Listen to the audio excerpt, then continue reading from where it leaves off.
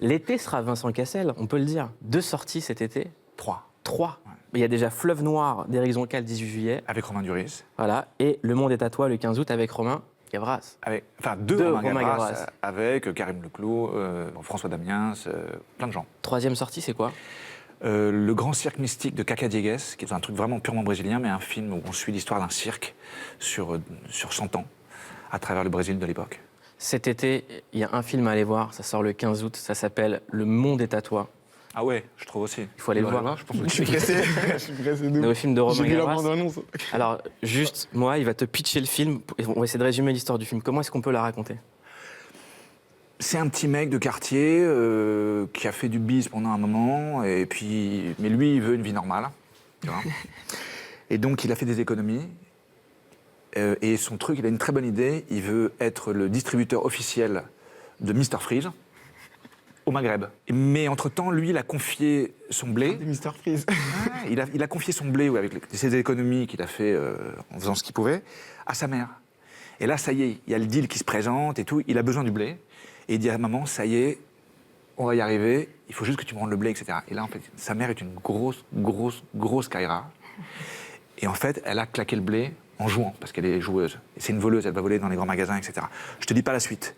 Et à partir de là, le deal Mr Freeze se présente, il a plus la thune, il va être obligé de revenir dans son passé pour retrouver la solution, pour récupérer le blé. Vous écoutez derrière, j'espère. Et en fait, c'est une comédie, mais pas qu'une comédie. Et surtout, on voit un Vincent Cassel comme on l'a très rarement vu au cinéma, parce que tu as fait très rarement des comédies. Chétan, c'était une comédie. C'était une comédie, mais là, je pense que c'est un de tes rôles les plus drôles. On regarde juste un extrait avec Vincent. L'idée, c'est qu'on est des flics, mais corrompus. Donc on doit un peu se comporter comme des Kaira, tu vois. Quoi? Genre, on est des faux flics.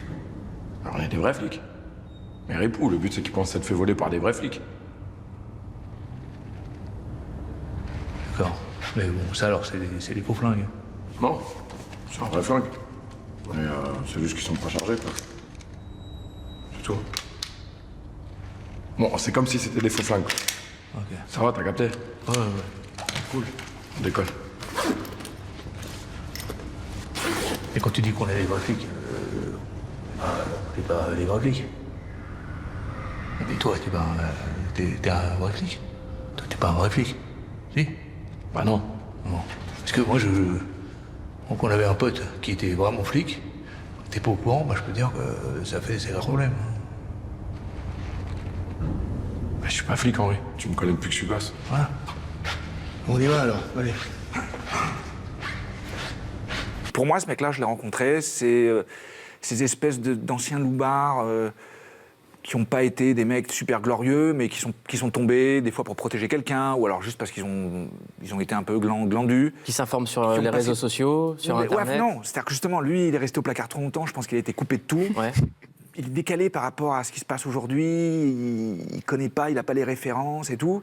Puis il tombe sur cette bande de jeunes qui sont vraiment très jeunes, qui eux sont à fond dans tous ces trucs-là, et avec tout ce qui peut circuler aussi sur le conspirationnisme, sur Internet, etc. Il croit aux Illuminati. Et en fait, non, voilà, il se fait prendre la tête, et tout d'un coup, il trouve une raison d'être à travers ça, sauf que comme il n'a pas trop d'éléments, il est un peu... il prend tout au premier degré, et ça donne ce qu'on voit dans le film. Et on en connaît des comme ça. On en connaît des comme ça, bien sûr. Ouais. Comment tu t'informes, moi? Est-ce que tu crois, toi, aux vidéos, des fois un peu cheloues sur Internet? J'ai jamais voulu m'intéresser à ça, vraiment. J'ai plein de potes qui y croient et je connais des gens qui sont à fond dans ces trucs-là et tout, qui cherchent à savoir. Truc d'Illuminati et tout. J'en sais rien, t'as vu. Est-ce que c'est si caché que ça? Surtout, le truc, c'est qu'il n'y a pas besoin, en fait, que des gens qui ont beaucoup de pouvoir prennent des décisions Ça, j'y crois, ça. à l'insu. Je veux dire, il n'y a pas besoin que ça s'appelle... On le romantise, Ça s'appelle le capitalisme. Oui, ça s'appelle le capitalisme, mais peut-être il y a quand même des choses qui se décident un peu en dehors des sphères connues. Ça, je veux bien l'imaginer. Après, le nom que ça a, et puis qui se déguise en corbeau Voilà. et tout, je sais pas. C'est un peu faux. Et que Lady Gaga, et Jay-Z et Rihanna fassent partie de la même secte aussi, c'est un peu too much. Oui, mais enfin, secte, déjà, quand on part dans le mot secte, en parlant de politique, je sais pas, c'est là où je décroche un peu. Bon, en tout cas, Intérêt commun. vérifiez les informations plusieurs fois. Il y a des sites qui vous permettent de vérifier les informations. Deuxième film avec Romain Gavras. Le premier, c'était Notre jour viendra. Le sujet, c'était 2 roues contre le reste du monde. Vincent, le personnage de Roux que tu jouais dans Notre jour viendra, est-ce que ça fait de toi une icône Roux ? J'irai pas jusque-là, mais j'étais surpris des fois de Icône rouge, croiser pardon. dans les aéroports ou dans la rue, des fois, je tombe sur un mec qui me fait comme ça. Et puis tout d'un coup, je me dis, merde, il me fait ça parce qu'il est roux et que je sens que c'est ça, quoi. En fait, d'avoir pris tout d'un coup...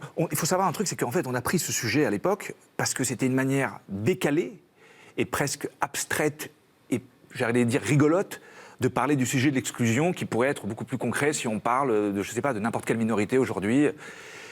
Et en fait, non, ça existe. Le problème existe réellement. Il y a des gens qui souffrent de ça. Ça me paraît tellement incroyable dans l'absolu. Mais donc, oui, voilà, le fait d'avoir pris la défense, en fait, dans le film, parce qu'on prend la défense, en fait, de ces roux qui veulent s'émanciper, etc., ben, je me suis rendu compte qu'il y avait des mecs qui devaient souffrir de ça et qui en étaient, comment dire... ouais, non, puis redevables, disant merci d'avoir pris la parole en notre nom, quoi. Donc, on rappelle, deuxième film avec Romain Gavras, Le monde est à toi, 15 août. Et le 18 juillet, il y a un autre film, c'est Fleuve noir. Encore une autre performance de l'homme au mille visages, Vincent Cassel. On regarde la bande-annonce. Écoutez, madame, un brave garçon comme le vôtre, ça disparaît pas comme ça, ne vous inquiétez pas. Mon fils, il est pas comme ça. De toute façon, toutes ces histoires-là, c'est pas lui. Si on fait cette battue, vous pensez qu'on peut retrouver son cadavre dans cette forêt? Pourquoi vous utilisez cette formule cadavre dans cette forêt? Jusqu'à preuve du contraire, on est là pour trouver des traces seulement. Je crois avoir des droits dont vous ne tenez pas compte.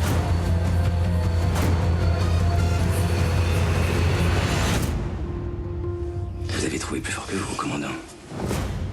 Vincent Cassel, Romain Zuris dans le nouveau film d'Horizon 4, 18 juillet, Fleuve noir. Je disais avant l'homme aux mille visages en référence à Mesrine. Autre rôle très très marquant. Et il y a quelque chose d'assez dingue avec Vincent Cassel, c'est que de film en film, le visage, le corps change tout le temps. Il y a un moment, quand on regarde toute sa discographie, est-ce qu'on arrive à se reconnaître ? Mais je fais pas de musique, donc... Ouais, toute sa filmographie. Excuse-moi. C'est la dernière, excusez-moi. Bien sûr, bien sûr. Les dimanches, Ouais, non, avant mais c'était t'inquiète. samedi soir. De toute façon, on change tout court.